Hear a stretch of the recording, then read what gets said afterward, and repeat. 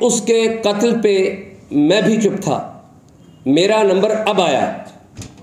उसके कत्ल पे मैं भी चुप था, मेरा नंबर अब आया। मेरे कत्ल पे आप भी चुप हो, अगला नंबर आपका है। एक तो डिक्टेटर है, एक साजिशी जर्नैल है, वो मैंडेट चोरी करता है और वो बरमला चोरी करता है और धड़ल्ले से चोरी करता है। शायद मगर थोड़े से खुशकिस्मत थे कि इनको हथकड़ियाँ लग गई। कम से कम मेरे से ज़्यादा खुशकिस्मत थे और अदालत में भी पेश हुए। मगर जिस जुर्म में इनको हथकड़ियाँ लगाई गई वो जुर्म ऐसा है कि जिसको सुनकर इंसान वैसे ही नफ्सियाती तौर पर और समाजी तौर पर इतने दबाव में आ जाता है कि जिसके असरात देर तक रहते हैं, और उसके असरात सिर्फ नाम नहाद मुल्ज़म पर नहीं होते बल्कि पूरे पेशे पर आते हैं, पूरे मुआशरे पर आते हैं। और मुआशरे को ये एक मैसेज दिया जाता है कि अगर ये चीज़ एक सहाफ़ी के साथ हो सकती है तो बाकी किस खेत की मूली है। तो ये मामला सिर्फ सहाफ़त का नहीं है। शाहिद असलम ने अगर जो मौक़िफ़ अपनाया है और जिस तरह स्टैंड लिया है, ये पूरी सोसाइटी के लिए एक मिशल राह है, एक पूरी सोसाइटी के लिए एक मिसाल है कि चाहे वो सियासतदान हो, चाहे वो किसी भी शोबे से उनका ताल्लुक़ हो, शाहिद असलम की जो जुर्रत और बहादुरी है वो उन सब के लिए एक मिसाल है। मगर अब इसके बाद अफसोस तो इस बात का होता है कि बगावत के मुकदमे सियासतदानों पर भी बने, जनरल बाजवा के दौर में भी बने, पहले भी बने, और उन लोगों, उन सियासतदानों पर भी बने जो आज इक़्तिदार में हैं। और शर्मनाक बात यह है कि जो आज इक़्तिदार में हैं उनके होते हुए शाहिद असलम जैसे सहाफ़ियों पे वही मुकदमात बन रहे हैं।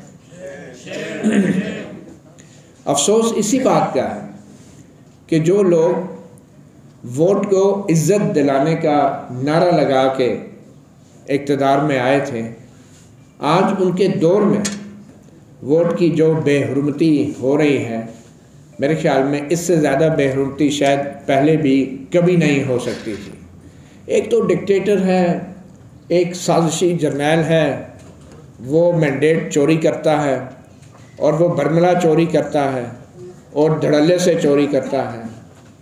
मगर एक ऐसे हुक्मरान और एक ऐसे वज़ीर आज़म या ऐसे सियासतदान क्या कहें कि जो ख़ुद को वज़ीर आज़म कहता है, अवाम के मैंडेट का मुहाफ़िज़ कहता है, वोट के इज़्ज़त का रखवाला कहता है, और इसके बावजूद भी उसके दौर में सहाफ़ियों को हथकड़ियाँ लगती हैं, सियासतदानों पे बगावत के मुकदमे बनते हैं और उनको जेलों की सैर कराई जाती है। और उससे बड़ी नाअहली और इनकॉम्पिटेंस क्या होगी कि फिर उनके इदारे ऐसे लगाए गए संगीन इल्ज़ामात को साबित भी करने में नाकाम रहते हैं। अब एक ऐसे शख्स से बेहतर तो वो डिक्टेटर है कि जो कम से कम बेशर्मों की तरह सब कुछ करता है, लेकिन एक ऐसे बुज़दिल एक सियासी लीडर को क्या कहेंगे कि जो ख़ुद को कहता है कि मैं लीडर हूँ, मगर उसकी लीडरशिप के अंदर ये सब कुछ हो रहा होता है। और ये वो लोग हैं कि जिनकी गाड़ी में जाली हेरोइन के थैले रख के मुकदमे बनाए गए इन पे, जिनको उठा के उनका सर की गंजा किया गया, हजामत की गई, उनकी भुएं मुनी गई, उनके साथ इतना कुछ हुआ। और आज उनके दौर में उनकी वजारत के नीचे मुल्ज़मान को इस्लामाबाद पुलिस गिरफ़्तार करती है और पुलिस मुकाबले में मार देती है, उन्हीं लोगों की वजारत के नीचे। और हम शाहिद असलम को जितनी भी खराज तहसीन पेश करें, मैं समझता हूँ कम है। मगर इसके साथ साथ अब हमें बतौर तंजीम, बतौर एक मीडिया की बॉडी, हमें आगे का भी सोचना है। और सबसे बड़ा चैलेंज यही है कि जो हमारे हुक्मरान हैं ये तो अपनी हिफाजत नहीं कर सकते, ये सहाफ़ियों की या मुआशरे की आँख और कान की क्या हिफाजत करेंगे। तो इसके लिए हमें हंगामी बुनियादों पे फ़ौरी तौर पे कोई हिकमत अमली तरतीब देनी होगी, और सिर्फ़ कानून साज़ी वाहिद हल नहीं है, जो मौजूदा कवानीन हैं और जो मौजूदा जो ज़ेरे तफ्तीश मामलात हैं उनको परसू करना होगा। अरशद शरीफ कीनिया में शहीद हुआ और आज सुप्रीम कोर्ट तक तारीख तो देती है, मगर ये भी नहीं हुक्म जारी करने की पोजीशन में कि जो कुछ तहकीकात अभी तक हुई हैं वो मंजर आम पे ले आएँ या उसके लवाहिकीन को बता दें। अगर कीनिया के हुकाम के नाराज़ होने का ख़दशा है तो कम से कम जो कुछ पाकिस्तान में हुआ उसके लिए आप एक अलग से JIT बना दें।